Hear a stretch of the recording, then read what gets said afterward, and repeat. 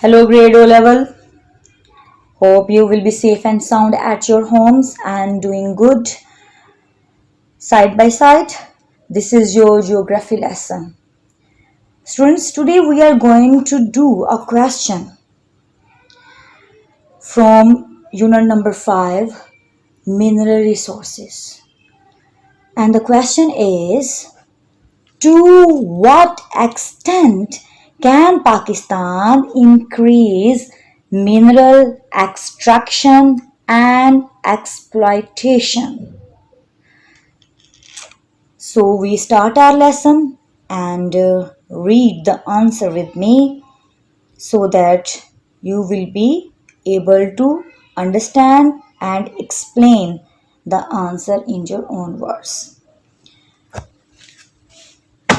Pakistan has huge deposits of many non-metallic and some of metallic minerals. As we have already read about the mineral resources in our unit. And Pakistan has vast, huge deposits of different minerals. And these minerals included metallic minerals and non-metallic minerals. Rock, salt, limestone and gypsum are exploited on a large scale. So these are the famous mineral resources that are utilized, that are beneficial in different fields. By making cement with limestone and gypsum, Pakistan can export it to improve its BOP, balance of payment.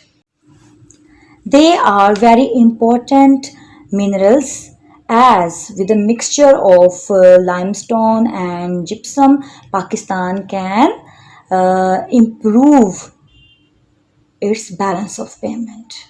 Pakistan can export these minerals and earn foreign exchange.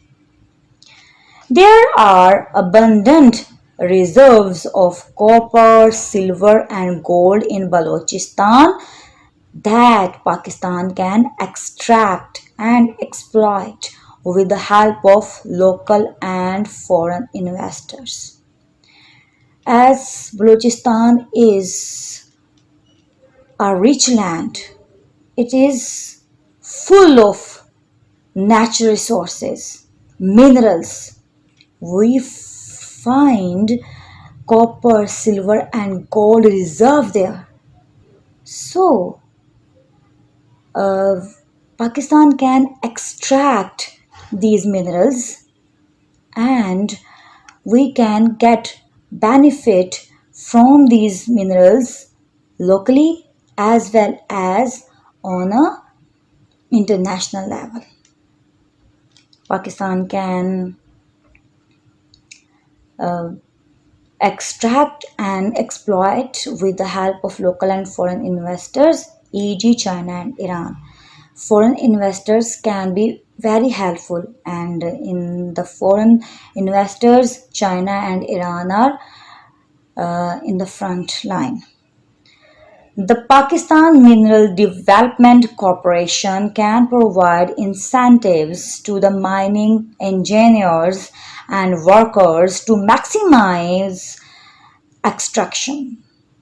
So this is a corporation, Pakistan Mineral Development Corporation.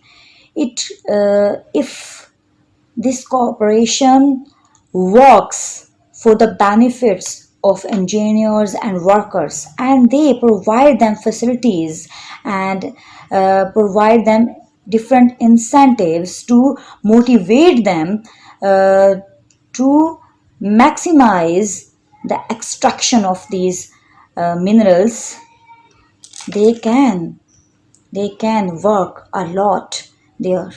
They can improve the quality of their work on that land.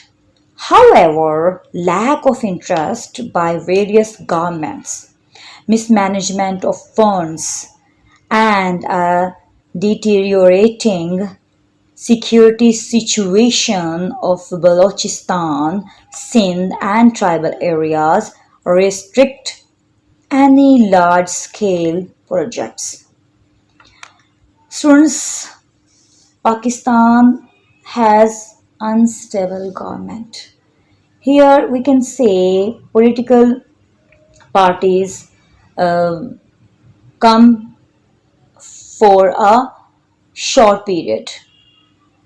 After their period, they move and another new government come into power. They don't uh, take interest in these projects. Even they ignore Balochistan as it is rugged land. There is poor infrastructure and there is mismanagement. There is a power of tribal area, tribal leaders. So they even tribal people don't allow the common people to come and explore that land. Pakistan has poor quality iron ore deposits as a result of which it spends heavily on importing iron, manganese, and coke to feed its iron and steel industry. So, Pakistan doesn't have a good quality iron, and the government, industrials, and businessmen have to import iron and different types of iron ore for the steel industry. Heavy investment is needed to extract minerals from rugged areas. But Pakistan is a developing country. We have lack of funds. We don't meet the financial requirement of that processes.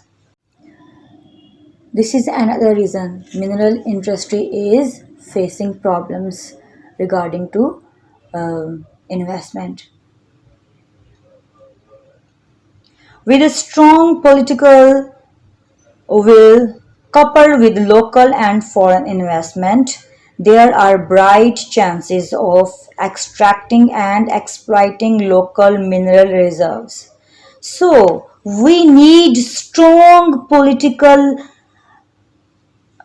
environment and local government so that they can work a lot for the betterment of mining labor, mining corporation, mineral development corporation. We need foreign investment. We need a foreign investor so that they will be helpful for the betterment of this industry. So students, this is your lesson for today. Thank you for listening. Take care. Allah Hafiz.